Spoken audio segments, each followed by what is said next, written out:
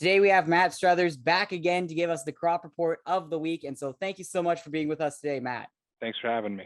And so, Matt, let's hear that report. What has been new and interesting for farmers throughout the province of Saskatchewan? Well, the biggest thing is that we're sitting at 33% of the crop now in the ground. That's ahead of last week, which was 14%. So we've just about more than doubled our progress, but we're still behind the 5-year average of 53%. So behind where we normally are, but we're still in a pretty good spot. With it being at 30%, kind of what factors are factoring into us being a little bit behind this year? The thing that keeps us delayed in seeding, or most of the province delayed in seeding, is just the constant rain that we've been seeing, which is very good. It's very good to see for topsoil moisture for both cropland and hay and pasture, and then also to refill dugouts that are used for livestock. But the unfortunate side is that the rain makes fields too wet to work in, so many farmers have to wait for their fields to dry out before they get in there to seed.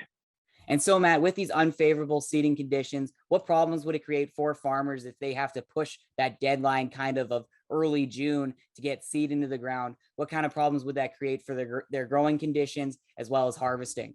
So any farmer that's pushed back a little later into the season, if they start seeding in the next couple of weeks here at the end of May into June, then that crop's going to be growing a little bit longer and then have some adverse conditions to grow through come harvest time. It's open to a few more issues down the line, but that's kind of the future, and we can't really tell what's going to happen. So there could be issues, but there also couldn't be issues, if we had a perfect year or whatnot. But so it's hard to say. Certainly, there's still a lot of time to get seed in the ground. I know the cutoff for crop insurance is around June 20th.